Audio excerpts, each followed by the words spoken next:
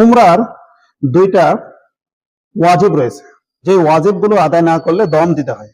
অর্থাৎ একটা ছাগল অথবা দুম্বা যে কোনো একটা জিনিস আল্লাহ রাস্তায় সদকা করতে হয়। দুইটা ওয়াজিবের মধ্যে 1 নম্বর ওয়াজিব হলো সাফা মারওয়া 7 বার দৌড়াদৌড়ি করা। অর্থাৎ সাফা থেকে মারওয়া একবার, মারওয়া থেকে সাফা একবার, এইভাবে 7 বার দৌড়াদৌড়ি করা, এটা হলো ওয়াজিব।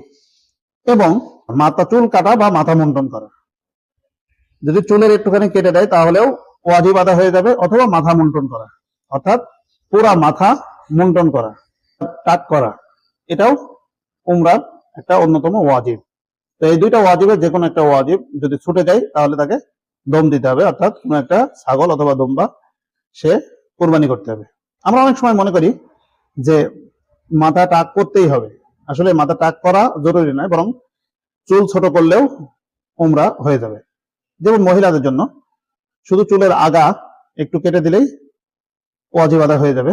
পুরুষরা যদি অল্প একটু চুল কাটে তাহলে ওয়াজিব আদায়। আমি নিজে চোখে দেখেছি যে যখনই সাফা মারওয়া তওয়াফ শেষে, যেহেতু সাফা থেকে শুরু মারওয়া শেষ, অর্থাৎ মারওয়া যখন শেষ করে আবু জেহেলের বাড়ির দিকে সবাই যায় অধিকাংশ সময়, আবার অনেকে অন্যদিকে ফিরে চলে আসে, কিন্তু আবু জেহেলের বাড়ি যেখানে বাথরুম রয়েছে সেই দিকে যখন যায়, ওই গেটের কাছে অনেক মানুষ দাঁড়ায় থাকে, চুল কেটে দেয়, কেসি দিয়ে সামান্য একটু চুল কেটে দেয়।